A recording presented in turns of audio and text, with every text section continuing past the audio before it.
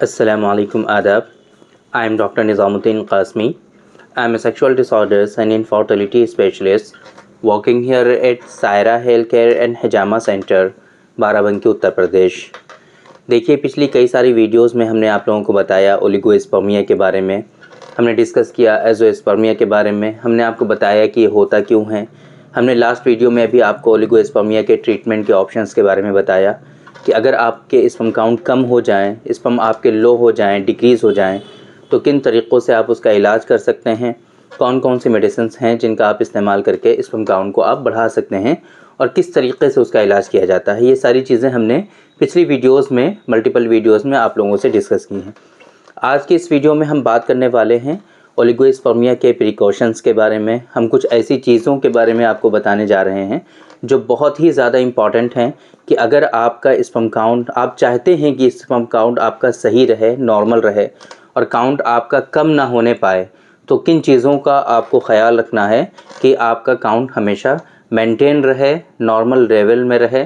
तो इन सारी चीज़ों को आपको फॉलो करना है। सबसे इम्पॉर्टेंट चीज़ देखिए, जितनी भी चीज़ें आज की इस वीडियो में हम आपको बताने जा रहे हैं, कहीं ना कहीं वो आपके लाइफस्टाइल से जुड़ी हुई हैं, कहीं ना कहीं आपका जो रहने सहने का तरीक़ा है, खाने पीने का जो मिजाज है आपका, इसी तरीक़े से जो आपका सोने जगने का मामूल है ना, जो आपका फ़िज़िकल वर्क है, जो आपका जो प्रोफेशन है, इन सारी चीज़ों से जुड़ी हुई ये सारी चीज़ें हैं। तो आपका ये सब कुछ बहुत हेल्दी होना चाहिए, आपका खाना पीना बहुत हेल्दी होना चाहिए। तो हम डिटेल में एक एक करके आप लोगों को बताने जा रहे हैं कि किन किन बातों को आपको ख़याल रखना चाहिए अगर आप चाहते हैं कि स्पर्म काउंट आपका नॉर्मल रहे। और सिर्फ स्पर्म काउंट ही नहीं, आपकी सेक्सुअल लाइफ और बहुत सारी चीज़ें, आपका बॉडी जो है प्रॉपर वे में वेल फंक्शन रहे। तो इन सारी बातों को आपको हमेशा ख्याल रखना चाहिए। नंबर 1, देखिए, आजकल हम बहुत ज़्यादा गलती करते हैं किस चीज़ में कि हम अपने वज़न का, अपने वेट का बिल्कुल भी ख्याल नहीं रखते।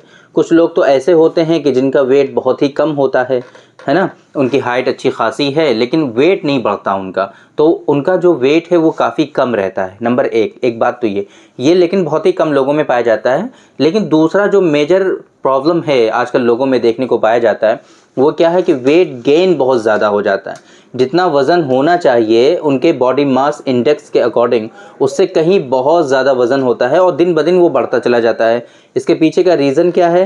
क्योंकि एक्टिविटी कुछ है नहीं, कुछ काम करते नहीं हैं, बस खाली बैठने रहने का काम है। आजकल मोस्टली लोगों का ऑफिशियल जॉब होता है, बैठने का काम होता है, बैठे रहते हैं, खाते पीते रहते हैं और एक्टिविटी इतनी ज़्यादा हो नहीं पाती है, जिसकी वजह से क्या होता है कि उनका वेट डेली बेसिस पे बढ़ता चला जाता है, बेली फैट हो जाता है, पेट भी खूब निकलने लगता है। तो इसकी वजह से बहुत सारे इश्यूज़ उनके अंदर आते हैं और जिस तरीके से बहुत सारे इश्यूज़ उनके वेट बढ़ने की वजह से बॉडी में आते हैं, इसी तरीके से सेम उनके अंदर स्पर्म काउंट भी कम होता है। और स्पर्म काउंट जो होता है वो धीरे धीरे कम होता अगर सही से आप ध्यान नहीं देते हैं तो आपके अंदर हार्मोनल इम्बैलेंस होने लगते हैं, आपके अंदर सेक्सुअल डिसऑर्डर्स आने लगते हैं, आपके अंदर इरेक्टाइल डिसफंक्शन होने लगता है और लास्ट में जाकर के आपके अंदर एज़ोस्पर्मिया डेवलप हो जाता है।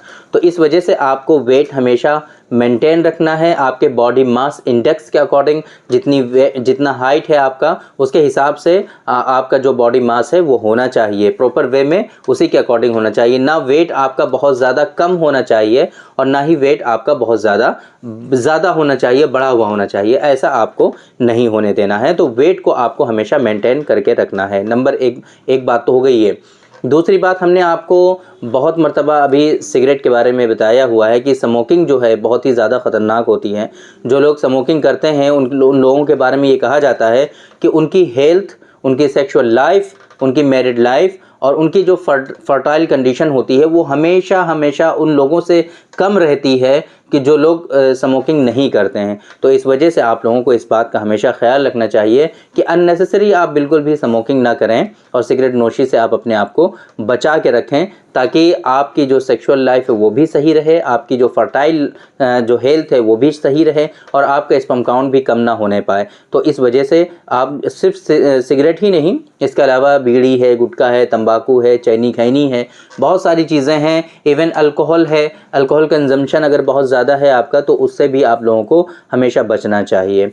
दो बातें ये बहुत इंपॉर्टेंट हैं। तीसरी बात जो आजकल देखने को पाई जाती है कि कुछ लोग अपना जो काम होता है उसके पीछे बिल्कुल परेशान रहते हैं बहुत ज़्यादा, और फिर इसकी वजह से परेशानी क्या होती है, ना उनको खाने का पता होता है, ना ही उनको सोने का पता होता है। खाना और सोना ये सारी चीज़ें बिल्कुल प्रॉपर वे में होनी चाहिए आपकी। अगर इसमें डिस्टर्बेंस होगी आपकी तो आपके अंदर हार्मोनल इम्बैलेंस होने लगते हैं, ये बिल्कुल कॉमन सी बात है, वेल नॉन है। तो अगर आपकी नींद और आपकी स्लीप जो है वो प्रॉपर 8 आवर्स की नहीं है, 8 घंटे की नहीं है, तो फिर उसकी वजह से भी आपके अंदर बहुत सारे इश्यूज़ आते हैं और बहुत सारे जो सेक्सुअल डिबिलिटीज़ होती हैं वो तो जन्म लेती ही हैं, पनपती ही हैं, लेकिन साथ में क्या होता है कि आपकी जो फर्टिलिटी होती है वो भी डिक्रीज़ होती है, स्पर्म काउंट आपका कम होने लगता है, और फिर आपके अंदर जो है बहुत सारे इश्यूज़ होते हैं। वो तो अलग अलग बहुत, मतलब आप लोगों को हमेशा सिर्फ 8 घंटे की लेनी ही लेनी है, इस तरीके से काम नहीं चलेगा। इसी तरीके से एक्टिविटी मैंने आपको बताया कि बहुत ही कम होती है, कुछ करते ही नहीं है, सुबह उठते हैं बस ऑफिस में पहुंच जाते हैं, कुछ एक्सरसाइज नहीं है, तो ये भी आपकी जो हैबिट है वो अच्छी नहीं है। आपको रेगुलर बेसिस पे एक्सरसाइजेस करनी चाहिए। आप लोगों को हमेशा इतना ख्याल रखना चाहिए कि आपकी बॉडी फिट रहे, बिल्कुल आप मेंटेन रहें, बिल्कुल, है ना। अगर बॉडी में कमी आएगी तो फिर उसके फंक्शंस में इश्यूज़ आएंगे, और जब फंक्शंस में इश्यूज़ आएंगे तो इस तरह के जो डिजीज़ हैं फिर वो डेवलप होंगी, और आपके अंदर ओलिगोस्पर्मिया, अज़ोस्पर्मिया, टेराटोस्पर्मिया, है ना, और एस्थेनोस्पर्मिया, इस तरह की सारी कंडीशन आपके अंदर डेवलप होने लगेंगी। सेक्सुअल डिसऑर्डर्स आपके अंदर आने लगेंगे, इरेक्टाइल डिसफंक्शन होने लगेगा, प्रीमेच्योर एजैकुलेशन होने लगेगा, सीमेन की क्वालिटी ख़राब होने लगेगी, और बहुत सारे आप स्ट्रेस में आ जाने लगेंगे, बहुत ज़्यादा टेंशन में रहेंगे एवरी टाइम, बहुत ज़्यादा आप परेशान रहेंगे अपनी लाइफ को लेकर के। तो इस तरह के सारे इश्यूज़ आपको होते हैं अगर आपकी लाइफस्टाइल सही नहीं होती है। तो इस वजह से ये सारे प्रिकॉशन जो हमने आपको बताए हैं इनको आपको हमेशा फॉलो करते रहना है। बाकी आपके अंदर जो डिजीज़ेज़ होती हैं, जो एंडोक्राइनल इवैल्यूएशन हुआ, अगर पता चल गया कि हार्मोनल इम्बैलेंस है, तो हार्मोन सप्लीमेंट जो आपको दिए जाते हैं वो प्रॉपर वे में आप लीजिए। जो ट्रीटमेंट आपको एडवाइस किया जाता है वो सही से आपको लेना चाहिए। फॉर एग्जांपल, अगर आपके अंदर ओलिगोस्पर्मिया है और पता चला कि इसके पीछे का जो रीज़न है वो वेरिकोसील है, वेरिकोसील अगर है आपको तो फिर उसके लिए आपको कुछ एक्सरसाइजेज बताई जाती हैं, और अभी हमारा जो नुस्खा है वेरिकोसील के लिए वो भी एडवाइस आप लोगों को किया जाता है। तो फिर ऐसी कंडीशन में आप ये लापरवाही नहीं करें, ये ना सोचें कि हाँ जो नुस्खा डॉक्टर साहब ने दे दिया है बस हम सिर्फ वही यूज़ करते रहेंगे, बाकी हम जैसे चाहते हैं वैसे रहेंगे, जैसे चाहते हैं वैसे मतलब खाएं पिएंगे सोएंगे, और वो एक्सरसाइज भी नहीं करेंगे, तो ये नहीं चलेगा। आप लोगों को हमेशा जो प्रॉपर एडवाइजेस दी जाती हैं वो एडवाइजेस को आपको फॉलो करना है और सही से इलाज करना है। इसी तरीके से कुछ लोगों में टेस्टिकुलर एट्रोफी है। अब टेस्टिकुलर एट्रोफी के मल्टीपल रीजंस होते हैं, वो जब पता चल जाता है तो उसी के हिसाब से आपको एडवाइजेस बताई जाती हैं, आपको उसी हिसाब से ट्रीटमेंट एडवाइस किया जाता है।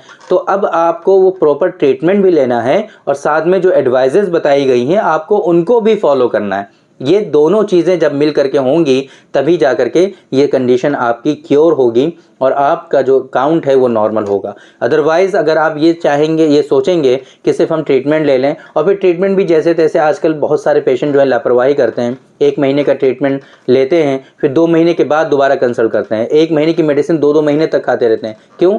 सुबह खाई, शाम में नहीं खाई, 2 दिन के लिए कहीं रिश्तेदारी में चले गए, उधर शादी में चले गए, वो मेडिसिन नहीं खा रहे हैं। तो इस तरीके से इलाज नहीं होता है। यूनानी सिस्टम ऑफ मेडिसिन में हमेशा कंटिन्यूटी के साथ आपको ट्रीटमेंट करना चाहिए, और जिस तरीके से आपको बताया जाता है उस तरीके से डोजेस को फॉलो करना चाहिए और सही से आपको अपना इलाज करना चाहिए। और बाकी ये सारी चीज़ें आपको बिल्कुल भी लास्ट में हम आपको बताना चाहेंगे कि ये सारी चीज़ें बिल्कुल ट्रीटेबल हैं। ये ओलिगोस्पर्मिया, एज़ोस्पर्मिया, है ना, एस्थेनोस्पर्मिया, टेराटोस्पर्मिया, बिल्कुल भी परेशान होने की ज़रूरत नहीं है। कोई भी कंडीशन है आप डायरेक्टली हमसे कंसल्ट करिए। इवन अब तो वेरिकोसील का भी बहुत अच्छा ट्रीटमेंट हो रहा है अल्हम्दुलिल्लाह, बहुत सारे पेशेंट में वेरिकोसील का जो है सक्सेसफुल ट्रीटमेंट हुआ है। तो फिर आप अगर इस तरह की कंडीशन है तो बिल्कुल भी परेशान ना हो, बस ये हेल्पलाइन नंबर आपको शो हो रहा है, इस पर आप हमारा अपॉइंटमेंट बुक करिए, अपनी रिपोर्ट्स के साथ आप हमसे कंसल्ट करिए। प्रॉपर वे में हम डिस्कस करेंगे, आपको मेडिसिन से एडवाइस करेंगे और इंशाल्लाह ये सारी चीज़ें जो हैं आपकी ख़त्म हो जाएंगी और ये सब कुछ आपका, ये बीमारियां आपकी ख़त्म हो जाएंगी, क्योर हो जाएंगी और आपका जो काउंट है वो नॉर्मल हो पाएगा और आपके यहाँ भी औलाद हो पाएगी इंशाल्लाह। तो ये बहुत खुशी की बात है, बहुत अच्छी चीज़ है कि आप लोगों की खुशी हमारी जो है मेहनत से जुड़ी हुई है और हमारी मेहनत से आप लोगों को खुशी मिल सकती है। तो ये सारे प्रिकॉशंस आप लोगों को ज़रूर फॉलो करने हैं। आप हमसे ट्रीटमेंट ले रहे हैं तो भी, नहीं हमसे ट्रीटमेंट ले रहे हैं, कहीं और से ट्रीटमेंट ले रहे हैं, तब भी आप ये सारे प्रिकॉशंस ज़रूर फॉलो करें ताकि जो डॉक्टर साहब आपको ट्रीटमेंट दे रहे हैं उनसे आपको प्रॉपर वे में बेनिफिट्स हो सकें, आपको फ़ायदा हो सकें। तो उम्मीद करते हैं कि ये सारी चीज़ें जो हमने आपको बताने की कोशिश की हैं आज की इस वीडियो में, वो आपकी समझ में आ गई होंगी और आप लोगों को आज की इस वीडियो से फ़ायदा हुआ होगा। तो थैंक यू वेरी मच, बहुत बहुत शुक्रिया आपका। आज के इस वीडियो में इतना ही। इंशाल्लाह कल फिर मुलाकात होगी आपसे एक दूसरी वीडियो में, हम डिस्कस करेंगे आपसे एक दूसरे टॉपिक पर। तब तक के लिए आप हमें इजाज़त दीजिए। अस्सलामु अलैकुम।